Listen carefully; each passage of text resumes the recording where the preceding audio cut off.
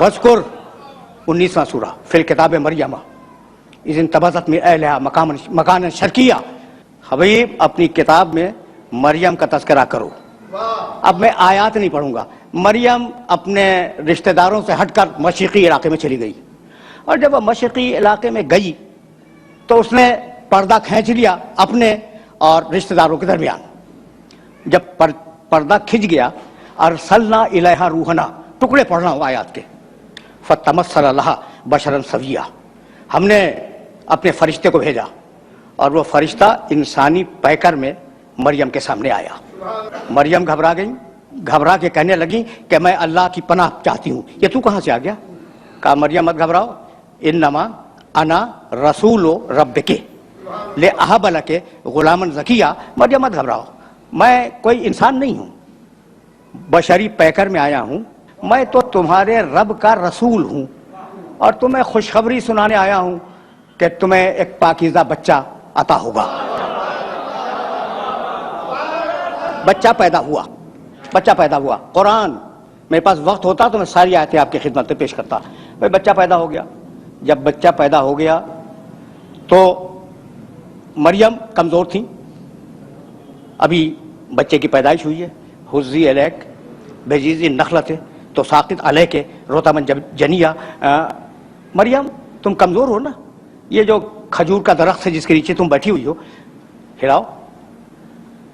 جب ہلاؤ گی تو تمہارے اوپر تازہ کھجوریں گریں گی. رطباً جنیہ، تازہ کھجوریں. بھائی توجہ رکھنا، تازہ کھجوریں گریں گی. کس دن گریں گی؟ 25 دسمبر کو تازہ کھجوریں، جو خرموں کے پکنے کے دن ہی نہیں ہیں. تازہ کھجوریں گریں گی، انہیں کھاؤ اور اپنی طاقت کو بحال کرو. پھر آگے مریم بچے کو گود میں لے کے چلی.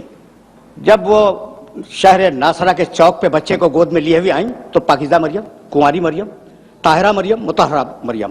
وہ بوڑھے یہودی جو وہاں بیٹھے ہوئے تھے، انہوں نے کنواری مریم کی گود میں بچہ دیکھا تو کہنے لگے یا اخت ہارون ما کان ابوک امرأ سوء وما کانت امک بغیہ.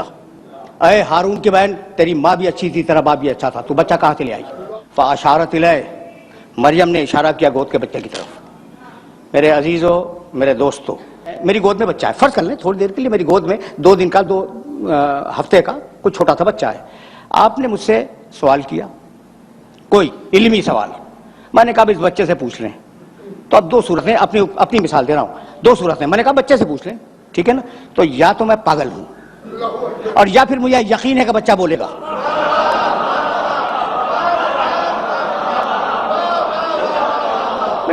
سیدھی بات کرو، سیدھی بات کرو. یا تو میں واقعاً پاگل ہوں، کہہ رہا ہوں کہ اس بچے سے پوچھ لو، اور یا مجھے یقین ہے کہ بچہ بولے گا. تو مریم کو یقین ہے کہ بچہ بولے گا. فاشارت الیہ، کہا اس سے پوچھو. قالوا کیف نکلم من کان فی المہد صبیا. کہنے لگے بوڑھے یہودی کہ یہ کیا بولے گا؟ گہوارے کا بچہ، گود کا بچہ، اسے ہم کیسے بات کریں؟ اب عیسیٰ گود سے بولے، قال انی عبداللہ آتانی الکتاب وجعلنی نبیا. عیسیٰ کہنے لگے میں اللہ کا بندہ ہوں. قرآن ہے اور بڑی عجیب و غریب کتاب ہے. عیسیٰ بولے گود سے مریم کی کہ میں اللہ کا بندہ ہوں، اللہ نے مجھے کتاب دی ہے اور اللہ نے مجھے نبی بنایا. کہاں سے بولے؟ گود سے. عیسیٰ اعلان کر رہے ہیں مریم کی گود سے کہ اللہ نے مجھے نبی بنایا ہے. پھر حضرت یحییٰ کے لیے اسی قرآن نے آواز دی، یا یحییٰ خذ الکتاب بقوۃ وآتیناہ الحکم صبیا.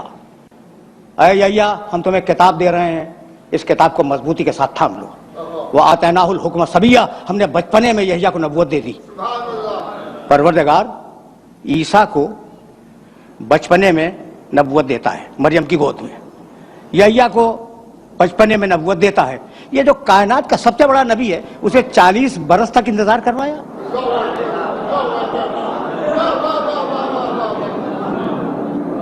سوال ہے یا نہیں ہے؟ بھائی پیدائش کے وقت اناؤنسمنٹ ہو جاتا ہے یہ بچہ نبی ہے، ٹھیک ہے نا؟ تو وہ جو میرے نبی کے مقابلے میں ذرا کم نبی ہیں، کم رتبے کے نبی ہیں، انہیں کسی کو بچپنے میں دے دی، کسی کو ماں کی گود میں نبوت دے دی، اسے 40 برس انتظار۔ تو بھئی بات جانتے ہو کیا ہے؟ اب ایک بات سنو اور اب مجھے اجازت دے دو۔ دنیا میں جتنی بھی درسگاہیں پائی جاتی ہیں تجرباتی علوم کی، یعنی سائنسز کی، جتنی درسگاہیں دنیا میں پائی جاتی ہیں نا، ان درسگاہوں میں جب استاد پڑھاتا ہے تو پہلے تھیوری سمجھاتا ہے، پریکٹیکل بعد میں کرواتا ہے۔ ایسا ہے یا نہیں؟ میں تھیوری دی، مثالیں دے سکتا ہوں لیکن بس اس اشارے پہ اکتفا کرو۔ تھیوری دی، اسے نظریہ سمجھایا اور نظریہ سمجھا کر ڈیمونسٹریٹ کیا اپنی لیب میں لے جا کے۔ تو دنیا کا طریقہ کیا ہے کہ پہلے نظریہ بتلائے پھر عمل کروائے۔ قدرت کے کام اس کی شان نرالی ہے، اس کے کام الگ ہیں۔ تم کرتے ہو پہلے نظریہ بتلاؤ پھر عمل کرواؤ، ہم اس کا الٹا کریں گے، پہلے محمد سے 40 برس عمل کروائیں گے اور پھر قرآن کا نظریہ نازل کریں گے۔ اب دونوں کو ملا کے دیکھ لو، جیسا میرا محمد ویسا قرآن، جیسا قرآن ویسا محمد۔